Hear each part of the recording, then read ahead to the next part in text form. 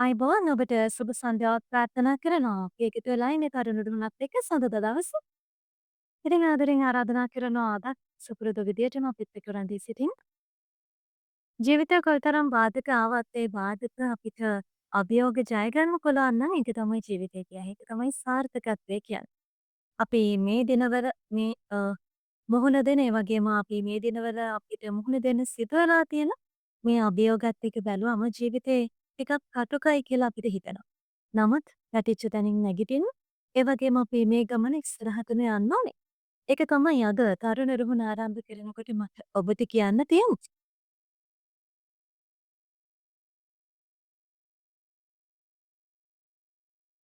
අද මේ අපි කතා කරන්න සූදානම් වෙන්නේ රුහුණ විශ්වවිද්‍යාලයේ 25 වන සංවත්සරය වෙනුවෙන් පැවැත්වීමට නියමිත වෙලා තියෙන වසරේ දැවැන්තම ඉංජිනේරු ප්‍රදර්ශනය රෙක්ස්ට්‍රෝ 2025 වැඩසටහන ගැන.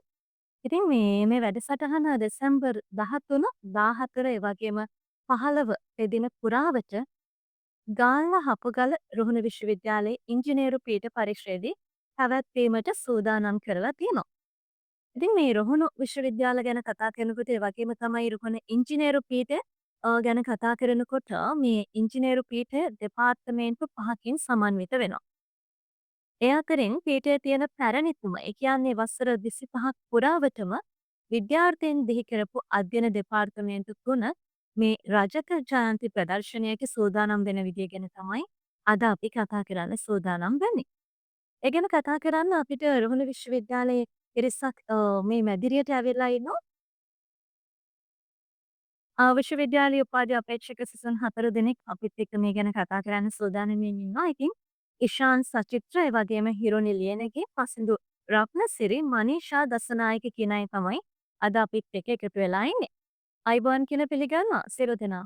අයිබෝන් අ ඉතින් මේ වැඩසටහන ගැන කතා කරනකොට මේ මුලින්ම මං හිතුවා දැන් 4 දෙනෙක් ඉන්නවනේ. අපි කතා කරමු මුලින්ම ඉෂාන් සචිත්‍ර එක්ක. රජත ජයන්ති ප්‍රදර්ශන මාධ්‍ය හා ප්‍රචාරණ කමිටුව ශිෂ්‍ය සභාපති විදිහට ඔබ කටයුතු කරනවා නේද? හරි. ඉෂාන් අපිට ඔබේ හඳුන්වා දීමකුත් සමගින්ම මේ කියන්න ඔබ බලන්න රටේ පවතින තත්ත්වයක් එක්ක රෙක්ස්ට්‍රෝ 2025 සූදානම කොහොමද? දිශානේ සුබ සන්ධ්‍යාවක් සියලු දෙනාටම මම රුහුණ ඉංජිනේරු පීඨයේ රජිත ජයන්ති ප්‍රදර්ශනයේ මාධ්‍ය හා ප්‍රචාරණ කමිටුවේ ශිෂ්‍ය සභාපති වශයෙන් මේ වන විටත් අවසන් උසල ශිෂ්‍යෙක් විදියට දැනට මගේ අධ්‍යයන කටයුතු සිදු කරනවා. ඉතින් මේ වන විට අපේ රටේ පවතින අයහපත් කාලගුණ තත්ත්වය හේතු කරගෙන රුහුණ ඉංජිනේරු පීඨය ලෙස අප සහෝදර ශිෂ්‍ය කණ්ඩායම් ආචාර්ය මහාචාර්ය කතිකාචාර්යවරු ඇතුළු සියලුම අපේ අනත් දෙනා අධ්‍යයන කාර්ය මණ්ඩලයේ සියලුම දෙනාම මේක අවස්ථාවක් කරගන්නවා අපි අපේ බලවත් කනගාටුව අපේ ශ්‍රී ලාංකීය ජනතාව වෙත ප්‍රකාශ කර සිටියි. ඒ වගේම තමයි අපේ ඉංජිනේරු පීඨය 25 වන රජත ජයන්තිය නිමිති කරගෙන අපි සංවිධානය කරනු ලබන රෙක්ස්රෝ 2025 දකුණේ විශාලතම ඉංජිනේරු හා තාක්ෂණික ප්‍රදර්ශන කිව්වොත් මම හිතන්නේ නිවැරදි.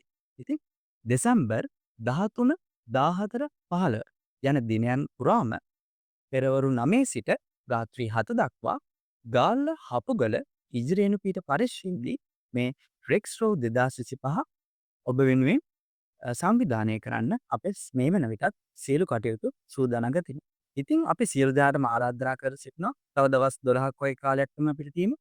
ඉතින් අපි මේ වන විටත් අපේ ශිෂ්‍ය කණ්ඩායම් ආචාර්යවරු සියලු දෙනාම රෑ නිදි මරාගෙන කොහොම හරි අපි නවම අත්දැකීමක් ලබා දෙන්න අපි බලාපොරොත්තු වෙනවා.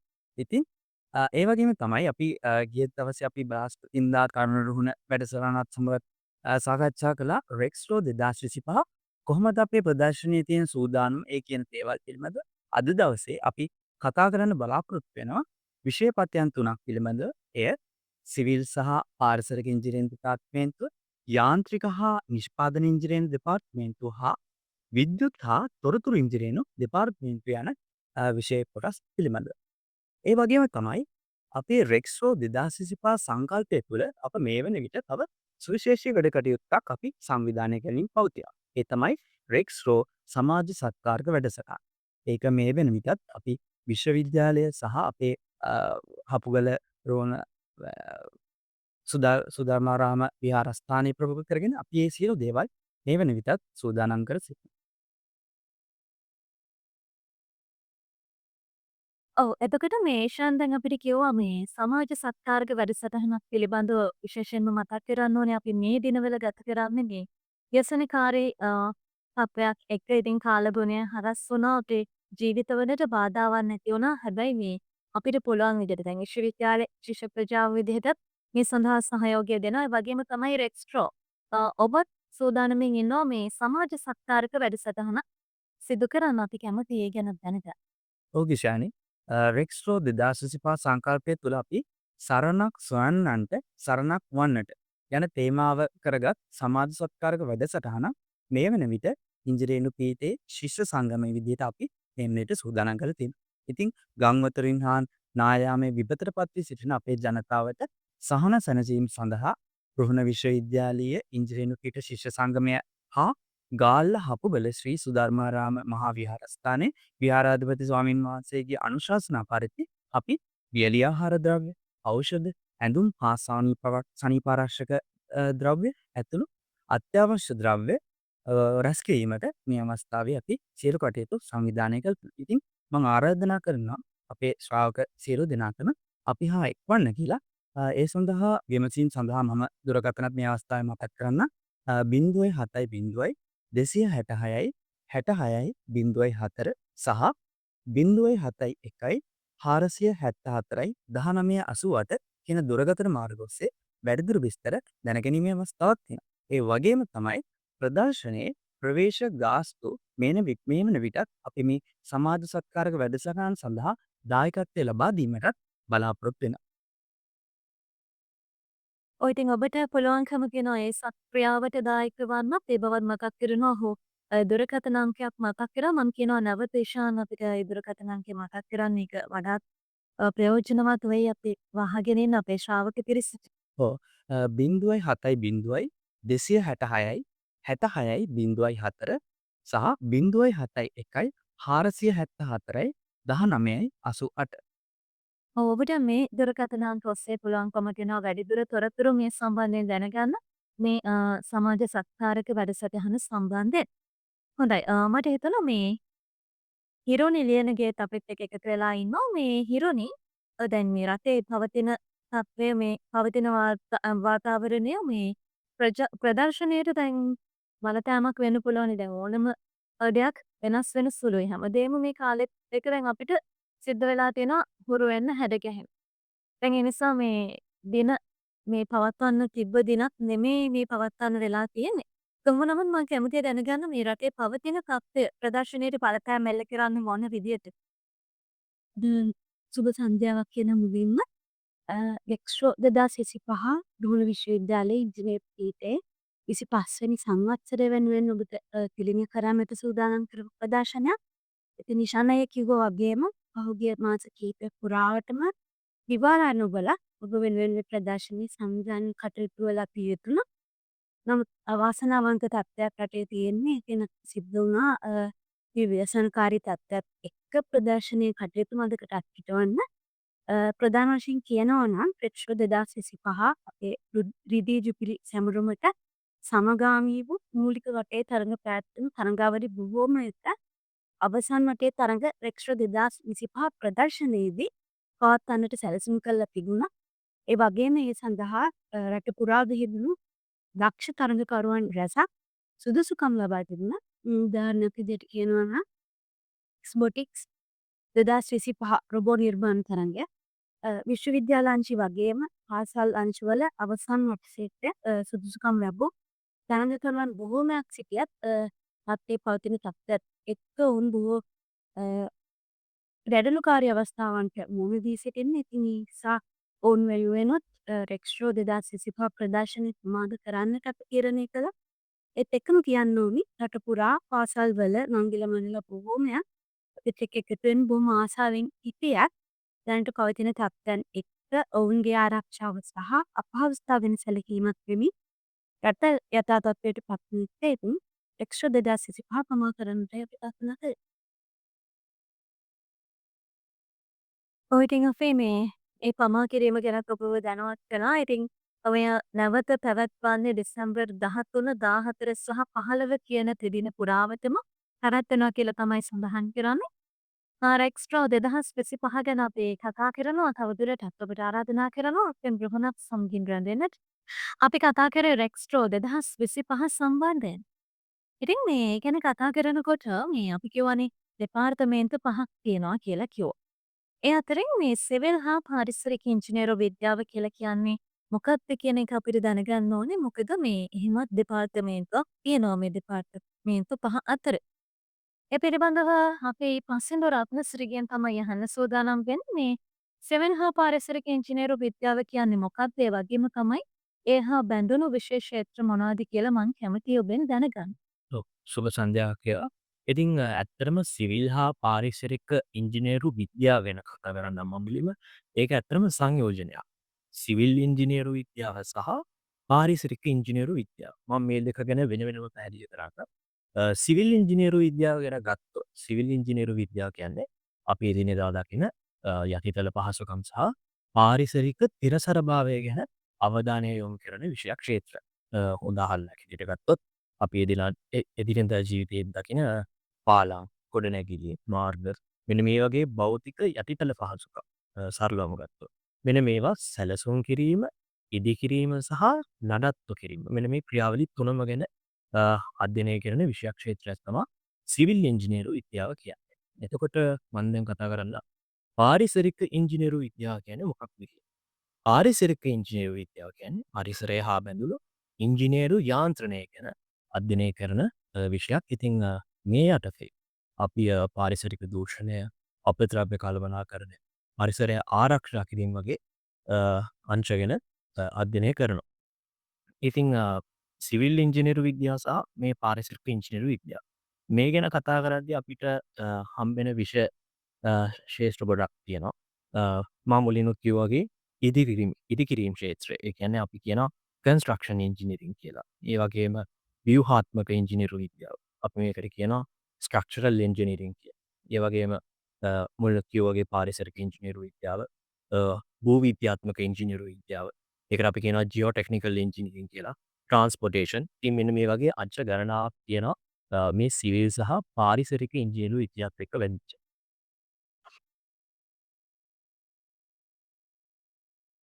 ඔව් ඉතින් ඔන්න ඔය විදිහට තමයි අපි මේ සිවිල් හා පාරිසරික ඉංජිනේරු විද්‍යාව කියන්නේ මොකක්ද කියලා හඳුනගන්නේ මේ. ඒත් එක්කම පස්සෙන්දු දැන් සිවිල් හා පාරිසරික ඉංජිනේරු දෙපාර්තමේන්තුවේ මේ ප්‍රදර්ශනය සඳහා තියෙන සූදානම කොයි වගේද? අනිවාර්යෙන්ම රුහුණ විශ්වවිද්‍යාලයේ ඉංජිනේරු පීඨයේ රජත ජයන්තිය වෙනුවෙන් අපි පවත්වන රෙක්ෂෝ 2025 ප්‍රදර්ශනයට සිවිල් හා පාරිසරික ඉංජිනේරු දෙපාර්තමේන්තුවේ අපි ඉතාමත් හොඳින් සූදානම් වෙලා තියෙනවා. ඉතින් මම කලිනුත් කිව්වා වගේම මේක අර මහජනතාවත් එක්ක ගොඩක් සමීප වෙන විෂයක් ක්ෂේත්‍රයක්. ගොඩක් විට අපි උදාහරණයක් විදිහට ඉදිකිරීම් ක්ෂේත්‍රයම ගත්තොත් පස්, ජලය, වාහන කම්බි එක්ක මේ ඔක්කොම එකතු වෙලා ගොඩනැගිලි ඉදිකරන ක්ෂේත්‍රය ගැන අපි ඒක උදාහරණයක් ගත්තොත් ඒක ගැන ගැඹුරට අධ්‍යයනය කිරීමක් තමයි වෙන්නේ. ඉතින් මේ ආශ්‍රිත විෂයත් එක්ක තමයි මේ සිවිල් හා පාරිසරික ඉංජිනේරු දෙපාර්තමේන්තුවේ ප්‍රදර්ශන අපි ඔබ වෙත ගෙනෙන්න සූදානම් වෙලා තියෙන්නේ. ඉතින් ඒත් එක්ක කතා කරොත් ඉදිකිරීම් සහ ද්‍රව්‍ය, බිල්ඩින් මැටීරියල්ස්. එතකොට මම ඉස්සෙල්ලා කිව්වා වගේම ව්‍යුහාත්මක සහ ඒ බැඳිච්ච තාක්ෂණය, ස්ට්‍රක්චරල් ඉංජිනේරින්. ඒ වගේම තමයි ඉස්සෙල්ලා කතා කරපු පාරිසරික ඉංජිනේරු විද්‍යාව. අපි කියන එන්වයරන්මන්ටල් ඉංජිනේරින් කියලා. ඒ වගේම තමයි මේ එක්ක බැඳිච්ච ඒ ආශ්‍රිත පර්යේෂණ. ඉතින් මේ පර්යේෂණ සහ මේ විෂය ක්ෂේත්‍ර ඔක්කොම ආවරණය කරමින් අපි කලාප 8ක් යටතේ ප්‍රදර්ශන ඔබ වෙත ගෙනීමට බලාපොරොත්තු වෙනවා.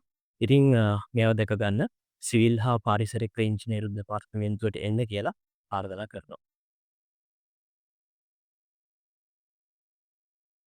ඔව් ඉතින් ඔබටත් පුළුවන්කම තියෙනවා මේ සඳහා සහභාගී වෙන්න. මේ ඒත් එක්කම තමයි මේ දැන් පස්සෙන්දෝ දැන් දෙපාර්තමේන්තුවේ තියෙන විශේෂ කලාප ඒ වගේම මොනවද ප්‍රදර්ශන කොට මේ ගැන අපි පොඩ්ඩක් සඳහන් කරමු. මේ දැන් මේක එන්න බලාපොරොත්තු වෙන කෙනෙක් එහෙම දැනගෙන ඉන්න කවදායිනේ. අනිවාර්යයෙන්.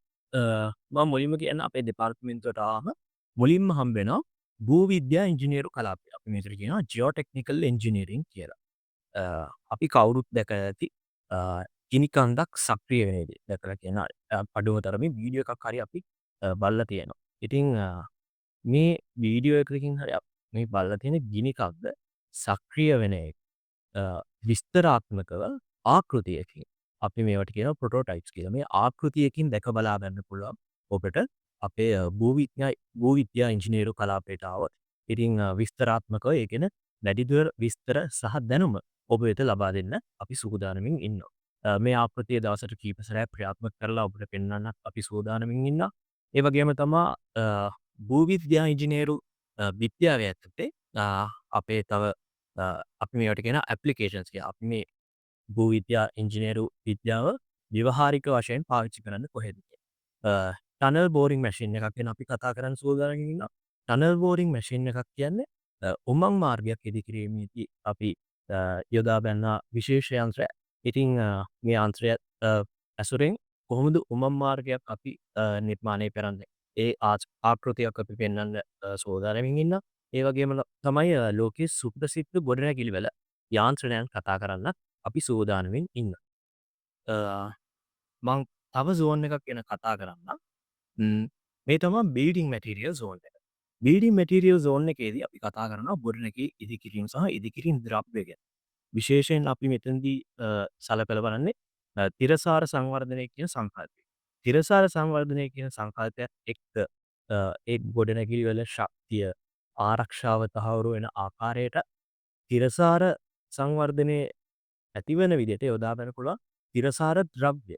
මෙන්න මේවා හොයාගන්නේ කොහොමද? මේවා පාවිච්චි කරන්නේ කොහොමද? අපි උදාහරණයක් විදිහට අපි හැමදාම අපිට සමාජ මාධ්‍ය ජාලා හරහා අපි දකිනවා ගොඩක් ද්‍රව්‍ය මාර්ග ප්‍රචාරණය වෙනවා. මේවා කොහොමද නිවැරදිව තෝරගන්නේ? මෙන්න මේවා ගැන මූලිකම තැනක ඉඳන් ගත්තොත් සිමෙන්ති, වාණය කම්බි මෙන්න මේ වගේ ඕනෑම දෙයක් අපි කොහොමද නිවැරදිව තෝරාගන්නේ කියන කතා කරමු තමයි අපි මේ බිල්ඩින් මැටීරියල් සෝන් එක නිර්මාණය කරලා තියෙන්නේ. ඒ වගේම තමයි ව්‍යුහාත්මක ඉංජිනේරු කලාපය. අපි මං මුලින් කිව්වා වගේම ස්ට්‍රක්චරල් ඉංජිනීරින් සෝන් එකක් තියෙනවා. ස්ට්‍රක්චරල් ඉංජිනීරින් සෝන් එකක අපි කතා කරන්නේ ගොඩනැගිලි වල මූලික ව්‍යුහය. මේ ගොඩනැගිලි වල මූලික ව්‍යුහය ගැන කතා කරාම ඒ ගොඩනැගිලි වල ව්‍යුහය විස්තරාත්මකව පහදලා දෙන ආකෘතිය. මං ඉස්සෙල්ලා කිව්වා වගේම ස්ට්‍රක්චරල් ඩිසයින් ප්‍රොටෝටයිප්ස්. අපි මෙහෙදී ඔබ වෙත ගෙන එන්න බලාපොරොත්තු වෙනවා.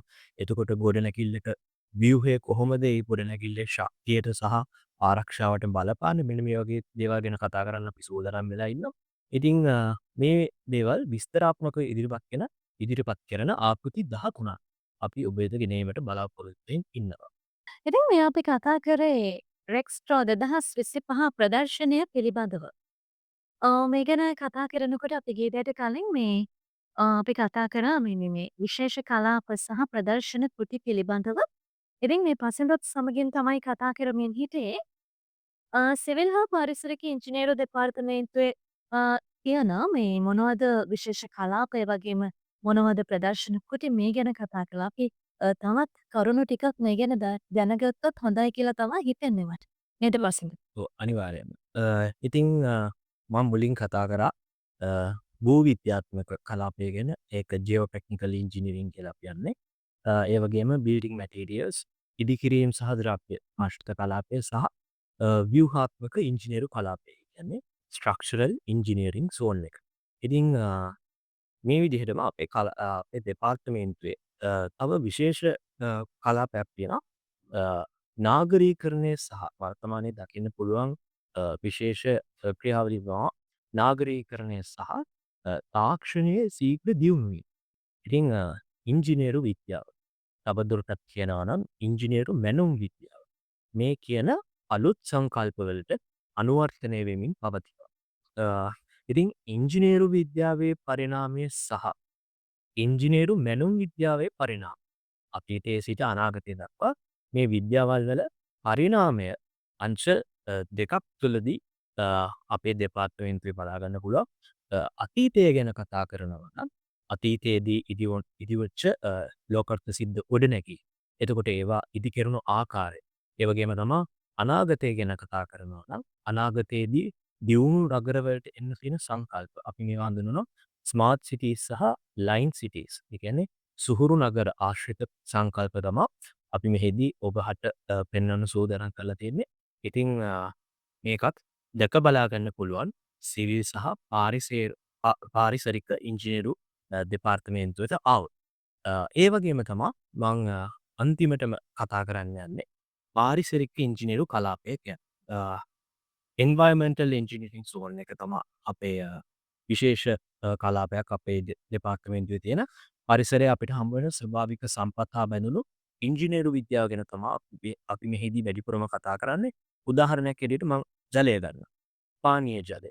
පානීය ජලය වගේම ජලයෙන් බෝවන රෝගාශ්‍රිත පර්යේෂණ ගැන.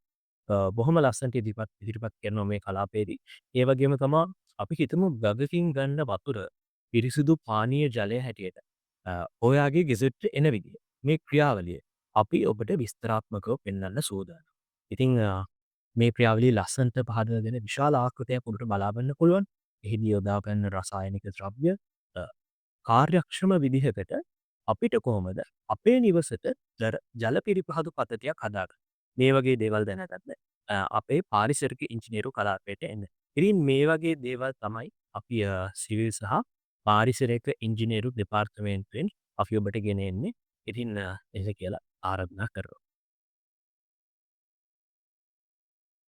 ඔය ඉතින් ඔබට පැහැදිලි වන්න ඇති මේ පසින්දු කිව්ව දේවල්. ඒත් එක්කම මේ හිරුනි ඉන්නවා. හිරුනි ලියනකින් මේ මං කැමති දැනගන්න මේ ඔබේ දෙපාර්තමේන්තුව ගැන පැහැදිලි කිරීමක්. ඇයගේ යාන්ත්‍රික සහ නිෂ්පාදන ඉංජිනේරු නේද? දෙපාර්තමේන්තුව තමයි යෝජනය කරන්නේ. ඉතින් මේ පුංචි පැහැදිලි කිරීමක් අපිට කරන්න. රුහුණ විශ්වවිද්‍යාලයේ ඉංජිනේරු පීඨයේ ආරම්භක දෙපාර්තමේන්තු කිහිපයකින් එකක් විදිහට department of mechanical and manufacturing engineering එහෙම නැත්නම් යාන්ත්‍රික හා නිෂ්පාදන ඉංජිනේරු දෙපාර්තමේන්තුව හඳුන්වන්න පුළුවන්.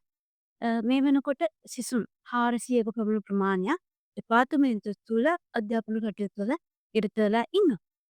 ඒත් එක්කම applied mechanics, control engineering and robotics, industrial engineering and management, material and manufacturing engineering, thermofluids and energy engineering කියන ප්‍රධාන අංශ 4 ඔස්සේ අධ්‍යාපන කටයුතු සිදු කරන දෙපාර්තමේන්තුවෙන් අවස්ථාව හිමි වෙනවා. ඒ වගේම විශේෂයෙන්ම සඳහන් කරන්නට ඕනේ applied mechanics, automobile engineering, biomedical engineering සහ රොබොටික්ස් වගේ පර්යේෂණ ක්ෂේත්‍ර ගණනාවක් ඔස්සේ ඉදිරි අධ්‍යාපන කටයුතු සිදු කරගෙන යන්නත් යාන්ත්‍රික හා නිෂ්පාදන ඉංජිනේරු දෙපාර්තමේන්තුව හරහා අවස්ථාව උදා කරලා දීලා තියෙනවා. ඔය ඉතින් මේ හිරුනේ දැන් ඔබ කතා කළා ඔබේ දෙපාර්තමේන්තුව පිළිබඳව. මේ දැන් අපිට කියන්නකෝ දැන් මේකේ මොන වගේ කලාපද තියෙන්නේ. ඒ ගැනත් අපි පුංචි පැහැදිලි කිරීමක් කළොත් හොඳයි. මොකද මේ දෙපාර්තමේන්තු කිහිපයක් තියෙනවනේ. ඉතින් ඒ ආශ්‍රිතව සිදුවෙන්නේ කොයි විදියටද මේ ප්‍රදර්ශනය ඇතුලේ සහ ඒක අපි වහගෙන ඉන්න අයට පහසුවක් වෙයි. මොකද මේ අයට හිතමත් මේක බලන්න එන්න ඕනේ කියලා නේද? ඒ නිසා අපිට කියන්න මේ කලාප ගැනත් පුංචි පැහැදිලි කිරීමක්. ඔව් ඊශානි, යාන්ත්‍රික හා නිෂ්පාදන ඉංජිනේරු දෙපාර්තමේන්තුවෙන් රක්ෂ 2025 ප්‍රදර්ශනය වෙනුවෙන් ප්‍රධාන කලාප 6ක් එකතු කරලා තියෙනවා. මම මේ මොනවද කියලා කියන්න. robotics and automation zone එකක් තියෙනවා. sustainable and renewable energy technology zone එකක් තියෙනවා. education and skills development zone එකක් තියෙනවා. product design, manufacturing and material engineering කියන zone එක තියෙනවා. ඒත් එක්කම automotive engineering and mobile resolution zone සහ drone and UAV zone එක මේකට ඇතුළත් වෙනවා. මේ කලාප ගැන පුංචි පැහැදිලි කිරීමක් කරනවා නම් යාන්ත්‍රික හා නිෂ්පාදන ඉංජිනේරු දෙපාර්තමේන්තුවට පිවිසෙන ඔබට මුලින්ම හම්බ වෙන්නේ sustainable and renewable energy technology zone එක. එහෙම නැත්නම් ඒක සිංහලෙන් කියන්නම පුනර්ජනනීය ශක්ති සහ තිරස තාක්ෂණ කලාපය තමයි මුලින්ම ඇතුල් වෙන්නේ. ඒකෙදි ඔබට දැනගන්න පුළුවන් ශක්තිය, ඒ කියන්නේ එනර්ජි පවර් ක්ෂේත්‍ර වලට කැමති ඔබට දැනගන්නට බොහොම දේවල් මේ කලාපයෙන් අපි සූදානම් කරලා තියෙනවා. ඒත් එක්කම ඔටෝමෝටිව් ඇන්ඩ් මොබයිලිටි සොලියුෂන්ස් එහෙම නැත්නම් මෝටර රථ තාක්ෂණ කලාපය දැකබලා ගන්න ඊළඟට ඔබට අවස්ථාව හිමි වෙනවා. විශේෂයෙන් මතක් කරන්නට ඕනි රුහුණ ඉංජිනේරු ශිෂ්‍යයන් නිර්මාණය කර නවීකරණය කළ රුහුණ රේසිං ෆෝමියුලා 1 වර්ගයේ මෝටර රථයක් රෙක්ෂ 2025 එක්ක ලොන්ච් කරන සූදානමක් අපට තිබෙනවා. මෝටර අප තාක්ෂණයට කැමති. නවම අත්දැකීම් ලබා ගන්න කැමති ඔබ වෙනුවෙන් එක්ෂ 2025 සමග සම්බන්ධ වෙන්න බොහොම ආදරයෙන් ආරාධනා කරනවා. ඒත් එක්කම මෑතකදී තාක්ෂණයේ ලොකු පෙරලියක් කර ඩ්‍රෝන් සහ UAV කලාපයක් අප සතුයි අපේම සහෝදර සහෝදරියන් නිර්මාණය කළ ඩ්‍රෝන් බොහොමයක් මේ සෝන් එකේදී ඔබට දැක බලා ගන්නට අවස්ථාව හිමි වෙනවා. ඒ වගේම තා මතක් කරන්නට ඕනේ රොබොටික්ස් වලට කැමති ඔබට වගේම මැනුෆැක්චරින් එහෙමත් නැත්නම් නිෂ්පාදන ක්‍රියාවලියක් ගැන දැනගන්න කැමති ඔබට මැටීරියල් සයන්ස් එහෙමත් නැත්නම් ද්‍රව විද්‍යාව ගැන දැනගන්න කැමති ඉගෙන ගන්න කැමති ඔබටත් අපූරු කලාපයන් රැසක් යාන්ත්‍රික හා නිෂ්පාදන ඉංජිනේරු දෙපාර්තමේන්තුව අපසතුයි. ඉතින් අලුත් දැනුම සොයන ඔබට බොහොම ආදරයෙන් ආරාධනා කරනවා වික්ෂ 2025 එක්ක සම්බන්ධ වෙන්න කියලා.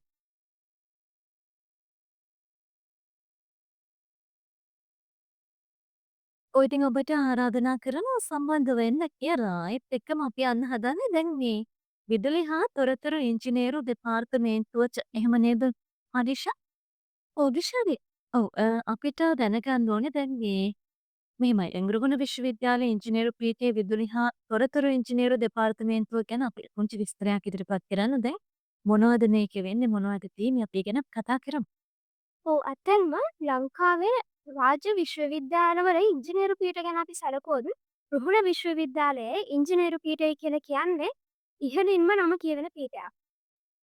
ඉතින් මේ අපේ පීඨයේ විදුලි හා තොරතුරු ඉංජිනේරු දෙපාර්තමේන්තුව කියලා කියන්නේ ජාතික වශයෙන් වගේම ජාත්‍යන්තර වශයෙන් ගත්තා ඉහළ මට්ටමක තාක්ෂණික දැනුමක් තියෙන ප්‍රායෝගික හැකියාවක් තියෙන ඉංජිනේරුවන් බිහි කරන දෙපාර්තමේන්තුවක්. මොකද අපි දන්නවා අපි අනාගත ලෝකයට මුහුණ දෙනකොට අපිට පොතපතේ දැනුමට විතරක්ම සීමා වෙලා කටයුතු කරන්න අමාරුයි. ඉතින් අනාගත ලෝකයේදී අපිට මුණ ගැහෙන අභියෝගවලට සාර්ථකව මුහුණ දෙන්න නම් ඒ පොතපතේ දැනුමෙන් ඔබට ගිහිල්ලා තනිවම යමක් හිතලා තනිවම යමක් ගොඩනගන්න, නවෝත්පාදන කරන්න, වැඩි දියුණු කරන්න අපිට හැකියාවක් තියෙනවානේ. ඉතින් අපේ මේ විදුලි හා තොරතුරු ඉංජිනේරු දෙපාර්තමේන්තුවෙන් මේ කියන්නා වූ සියලුම දැනුමක්ම කුසලතාවක්ම ඒ වගේම ඒ සඳහා වූ නිසි මඟ පෙන්වීමකුත් ප්‍රධාන ශිෂ්‍යයන්ට ලබා දෙනවා. විශේෂයෙන්ම ගත්තොත් අනාගතයේදී අපිට තාක්ෂණයත් එක්ක වැඩ කරන්න වෙනකොට අපිට නිරතුරුව මුණ ගැහෙන ක්ෂේත්‍ර කිහිපයක්ම තියෙනවා. උදාහරණ විදිහට රොබෝ තාක්ෂණය. ඒ කියන්නේ රොබොටික්ස්, ඔටෝමේෂන්, කන්ට්‍රෝල් සිස්ටම් වගේ ක්ෂේත්‍ර ගණනාවක්ම ආවරණය කරන අධ්‍යයන ක්‍රමයක් තමයි අපේ මේ රුහුණ විශ්වවිද්‍යාලයේ විදුලි හා තොරතුරු ඉංජිනේරු දෙපාර්තමේන්තුවේදී ක්‍රියාත්මක වෙන්නේ. පීරෙක්ස්ට්‍රෝ 2025 පිළිබඳව තමයි කතා කරමින් හිටියේ. ඉතින් මේ පිළිබඳව තවත් කතා කරන්න නම් බොහෝ දේ තියෙනවා. මේ අපිට කාල වේලාවත් සීමිත වෙලා තියෙන්නේ. මම මනීෂා දස්සනායකත් එක්ක තමයි දැන් කතා කරන්න සූදානම් වෙන්නේ. මනීෂා මේ විදුලි හා තොරතුරු ඉංජිනේරු දෙපාර්තමේන්තුව ගැන කතා කරනකොට මේ දැන් රෙක්ස්ට්‍රෝ 2025 ප්‍රදර්ශනයේදී මේ දෙපාර්තමේන්තුවේ කාර්යභාරය මොන වගේද? ඔගිෂානි ඇත්තම කිව්වොත් අපේ මේ රෙක්ස්ට්‍රෝ 2025 ප්‍රදර්ශනය විවෘත වෙන්නේ දැනට ඉංජිනේරු සේවයේ නියුතු වෙලා ඉන්න අයට වගේ ඉංජිනේරු තාක්ෂණය, ඉංජිනේරු විද්‍යාව හදාරන ශිෂ්‍යයන්ට පමණක්ම නෙවෙයි. ඉංජිනේරු තාක්ෂණය, ඉංජිනේරු දැනුම ගැන විශාල අවබෝධයක් නැති සාමාන්‍ය ජනතාවට පවා අපේ රෙක්ස්ට්‍රෝ ප්‍රදර්ශනය නරඹන්න හැකියාව තියෙනවා. ඉතින් විදුලි හා තොරතුරු ඉංජිනේරු දෙපාර්තමේන්තුවේ අපේ අරමුණ, අපේ කාර්යභාරය වෙන්නේ වර්තමානයේ වෙනකොට ඉංජිනේරු දැනුමත් එක්ක මිශ්‍ර වෙලා තියෙන නවීන තාක්ෂණය සාමාන්‍ය ජීවිතයේදී උදව් කරගන්නේ කොහොමද? ඒ අදාළ කාරණාවන් ප්‍රායෝගික වශයෙන් ජනතාවට පෙන්වලා ඔවුන් තුළ ඉංජිනේරු චින්තනයක් ගොඩනගන්න උදව් කරන එක. ඒ වගේම තමයි අපි මේ රෙක්ස්ට්‍රෝ ප්‍රදර්ශනය තුලින් ඉංජිනේරින් කියලා කියන්නේ පොතපතෙන් අපිට ඉගෙන ගන්න පුළුවන් විෂයක් විතරක්ම නෙවෙයි කියලාත් මේ ඉංජිනේරින් කියන ක්ෂේත්‍රයම සමාජයට ඍජුවම බලපාන ඉතාමත් ශක්තිමත් ක්ෂේත්‍රයක් කියලා ජනතාවට පෙන්වන්න සූදානම් වෙලා ඉන්නවා. ඉතින් රෙක්ස්ට්‍රෝ ප්‍රදර්ශනයේදී විදුලි හා තොරතුරු ඉංජිනේරු දෙපාර්තමේන්තුවෙන් අහි නවීන තාක්ෂණයට අදාළ සංකල්ප, ඒ වගේම ඉංජිනේරු විද්‍යාවේ නිර්මාණාත්මක භාවිතයන් පදනම් කරගත්ත විවිධ ව්‍යාපෘති කලාප ගණනාවක්ම ප්‍රදර්ශනයට යොමු කරලා තියෙනවා. ඉතින් රෙක්ස්ට්‍රෝ ප්‍රදර්ශනය නරඹන්නට යන අපේ ප්‍රේක්ෂකයන්ට ඔවුන්ගේ ජීවිතය වෙනස් කරන බලවේග වලින් එකක් තමයි මේ තාක්ෂණය කියලා කියන්නේ කියලා අපි ඔප්පු කරන්න සූදානමින් තමයි ඉන්නේ. ඔයගෙන් ඒ නිසාම ඔබට ආරාධනා කරන්නේ යන්න රෙක්ස්ට්‍රෝ 2025 බලන්න කියලා තමයි කියන්නේ. හරි මනීෂා මේ දැන් ඔබ කිව්වා මේ ප්‍රදර්ශනයේදී ප්‍රේක්ෂකයන්ට ඉංජිනේරු ව්‍යාපෘති ගණනාවක් දකින්න ලැබෙනවා කියලා. ප්‍රේක්ෂකයන්ට දෙපාර්තමේන්තුවේදී දකින්න ලැබෙන සුවිශේෂී ව්‍යාපෘති කලාප එහෙම තියනවාද? ඒ මොනවද? ඕ අනිවාර්යෙන්ම ගිෂානි ඇත්තටම අපේ මේ විදුලි හා තොරතුරු ඉංජිනේරු දෙපාර්තමේන්තුව නොරඹන අපේ ප්‍රේක්ෂකයන්ට දෙපාර්තමේන්තුව ඇතුළදී කලාප 10ක් විශේෂයෙන්ම නැත ගන්න හැකියාව තියෙනවා. මේ කලාප 10 අතරින් කලාප 6ක් විදුලි හා තොරතුරු ඉංජිනේරු දෙපාර්තමේන්තුවට අදාළවත් ඉතුරු කලාප 4 පරිගණක ඉංජිනේරු දෙපාර්තමේන්තුවට අදාළවත් වෙන් කරලා තියෙනවා. මුලින්ම අපේ ප්‍රදර්ශනය නරඹන්න එන ප්‍රේක්ෂකයෙකුට විදුලි හා ඉංජිනේරු දෙපාර්තමේන්තුවට පිවිසෙනකොටම ඔහුට පළවෙනි මහලේදී දැක ගන්න ලැබෙනවා ප්‍රධාන වශයෙන්ම කලාප දෙකක්. පාලන හා ස්වයංක්‍රීයන කලාපය. ඒ කියන්නේ කන්ට්‍රෝල් ඇන්ඩ් ඔටෝමේෂන් සෝන් එක වගේම බල සහ බල ශක්ති පද්ධති කලාපය. ඒ කියන්නේ power and energy system zone එක. මම මුලින්ම කතා කරන්න කන්ට්‍රෝල් ඇන්ඩ් ඔටෝමේෂන් සෝන් එක ගැන. ඒ කියන්නේ පාලන හා ස්වයංක්‍රීයන කලාපය ගැන. අපි දන්නවා වර්තමානයේ වෙනකොට නවනිපයම්කරුවන් ඉංජිනේරුවන් ඔවුන් නිපදවන හැම නිර්මාණයක්ම ස්වයංක්‍රීයකරණයට යොමු කරලා හදන්න උත්සාහ දරනවා. ඒකට හේතුව තමයි වර්තමානයේදී මේවා භාවිත කරන පුරවැසියන්ගේ පහසුව සලකලා. ඉතින් අපේ මේ කන්ට්‍රෝල් ඇන්ඩ් ඔටෝමේෂන් සෝන් එක ඇතුළේ තියෙන මේ තාක්ෂණය ඔබට දැක බලා ගන්න පුළුවන්. ඒකට මම එක උදාහරණයක් විදිහට කියන්නම් ස්මාර්ට් හමුදාවයන් කියන අපේ මේ විදුලි හා තොරතුරු ඉංජිනේරු දෙපාර්තමේන්තුවේ ශිෂ්‍යයන් විසින් නිර්මාණය කරලා තියෙනවා. ඒ කියන්නේ ස්මාර්ට් මිලිටරි ටැංක් එකක්. මේ ස්මාර්ට් මිලිටරි ටැංක් එක ස්වයංක්‍රීය ගුවන් ආරක්ෂක සංවේදක, ස්වයංක්‍රීයව ඉලක්ක කිරීමේ හැකියාව, ඒ වගේම ගිනි නිවීමේ පද්ධතියක් වගේ මේ සියලුම දේ සමන්විතයි. ඒ වගේම ඔවුන්ගේ තවත් නිර්මාණයක් තමයි ඉන්ඩෝ ඩිලිවරි රොබොට් කෙනෙක්. ඒ කියන්නේ ගෘහස්ත බෙදා හැරීමේ රොබෝට් එක. අපි දන්නවා සාමාන්‍යයෙන් අපි රොබෝ කෙනෙක් නිර්මාණය කරනකොට මේ රොබෝ ගමන් ගන්න මාර්ගය ඔහුගේ දත්ත තුළට අපි ඇතුළත් කරන්න ඕනේ. ඉතින් ගොඩනැගිල්ලක් තුළ රොබෝ කෙනෙක් ක්‍රියාත්මක කරන ආකාරය මේ රොබෝ නිර්මාණය කරන ආකාරය ගැන අපි සවිස්තරාත්මකව ඔබට පැහැදිලි කරලා දෙන්න සූදානමින් ඉන්නවා. ඒ වගේම තමයි මම කිව්ව තවත් කලාපයක් ගැන පවර් එනර්ජි සිස්ටම් සෝන් එක ගැන. මේ පවර් එනර්ජි සිස්ටම් සෝන් එක ඇතුලේ අපි ස්මාර්ට් ග්‍රිඩ්, මයික්‍රෝ ග්‍රිඩ් කියන පද්ධති නිර්මාණය කරලා තියෙනවා. ස්මාර්ට් ග්‍රිඩ් එකක් කියලා අපි සාමාන්‍ය ව්‍යවහාරයේදී භාවිතා කරන්නේ බලශක්තියක් අප නිපදවන තැන ඉඳන් මේ බලශක්තිය විශාල පරාසයක් පුරා පතුරවා හරින තැන දක්වාම සියලුම ක්‍රියාවලින් අදාළ කරගත්තු ආපෘතියක්. ඉතින් මේ ස්මාර්ට් ග්‍රිඩ් එක ක්‍රියාත්මක කරන අතරතුරේදී අපිට මුහුණ දෙන්න ලැබෙන ප්‍රශ්න, අපිට ලැබෙන අභියෝග මේ සියලුම දේවල් निराකරණය කරගන්න තමයි මයික්‍රෝ ග්‍රිඩ් එකක් හදලා තියෙන්නේ. ඉතින් මේ ස්මාර්ට් ග්‍රිඩ්, මයික්‍රෝ ග්‍රිඩ් මේ සියලුම පද්ධතීන් ඔබට දැක බලා ගන්න හැකියාව තියෙනවා පවර් එනර්ජි සිස්ටම් සෝන් එකේදී. ඔව් ඉතින් මේ ඔබට හොඳ විස්තර කිරීමක් පිළිබඳව කළා. මේ මනීෂා මම මේ දැනගන්න කැමති දැන් ප්‍රදර්ශනය නරඹන්න එන ප්‍රේක්ෂකයන් අතරින් විශේෂයෙන්ම තරුණ ප්‍රජාවට ලබා ගන්න පුළුවන් දැනුම අත්දැකීම් ගැන පුංචි පැහැදිලි කිරීමක් කළොත් අපි හිතනවා අපි වහගෙන ඉන්න තරුණ ප්‍රජාව මේ ප්‍රදර්ශනය නරඹන්න එන්න ඉඩ තියෙනවා සහ කැමැත්තක් දක්වනවා. ඇති දැන් මේ කියන දේවලත් එක්ක අපි ගැන කියමු. ඕ අනිවාර්යෙන්ම ගිෂානි ඇත්තම කිව්වොත් අපි දන්නවා සමාජයේ ජීවත් වෙන පුද්ගලයන් අපි වයස් කාණ්ඩ වලට අනුව වෙන් කරොත් මානසික ශක්තිය ඒ වගේම ශාරීරික ශක්තියත් වැඩිම වයස් කාණ්ඩය වෙන තරුණ ප්‍රජාව. ඒ කියන්නේ මේ සමාජයේ බර දරන්නට සිද්ධ වෙන්නේ මේ තරුණයින්ට. ඉතින් ඒ තරුණ ප්‍රජාව දැනුමෙන් ඒ වගේම අත්දැකීම් වලින් සන්නද්ධ වෙලා ඉන්න එක අනිවාර්ය කාරණයක්. ඒ වගේම තරුණයන් වශයෙන් ඔවුන් දැනගෙන ඉන්න ඕනි තාක්ෂණය මනාව හසුරවන්නේ කොහොමද කියලා. ඒ සඳහා කුසලතාව දැනුම වුන් සතු වෙන්න ඕනේ. ඉතින් තරුණ තරුණියන් වෙනුවෙන්ම එදිනෙදා ජීවිතයේදී අවශ්‍ය වෙන මූලික තාක්ෂණික දැනුම, ඒ වගේම විද්‍යුතය, තොරතුරු සංනිවේදනය වගේ ක්ෂේත්‍රවලදී අවශ්‍ය වෙන දැනුමත් ප්‍රායෝගික ක්‍රියාකාරකම් මගින් ලබා දෙන්න රෙක්ස්ට්‍රෝ ප්‍රදර්ශනයේදී අපි සූදානම් වෙලා ඉන්නවා. හොඳයි ඉතින් ඔන්න ඔය විදිහට තමයි අපි රෙක්ස්ට්‍රෝ 2025 ගැන කතා කළේ. මේ අවසාන වශයෙන් ඔබෙන් දැනගන්නට කැමති දැන් මේ ප්‍රදර්ශනය දැන් පවත්වන දින අපි කිව්වා කොහොමද මේක නරඹන්න එන්නේ? ඒ වගේම මොනවා හරි ටිකට් එකක් අරගෙන එන්න ඕනේද? මේක කොහොමද ඔබව සම්බන්ධ කරගන්නේ? මේ පිළිබඳ වැඩිදුර තොරතුරු දැනගන්නත් ඒක නම් මතක් කරමු. උබිෂානි සියලු දෙනාට ඉතින් මතක් කරනවා එන්න රෙක්ස්ට්‍රෝ 2025 සමග එක්වන් කියලා ප්‍රවේශ පත්‍ර ගැන මතක් කළොත් මාර්ගගත ක්‍රම ඔස්සේ නැත්නම් ඔන්ලයින් ඔස්සේ oneticket.lk ඔස්සේ මේ අවස්ථාවේදී මිලදී ගැනීමේ අවස්ථාවක් තියෙනවා. ඊට අමතරව එදින දොරටුවෙන් මිලදී ගැනීමේ හැකියාවක් පවතිනවා.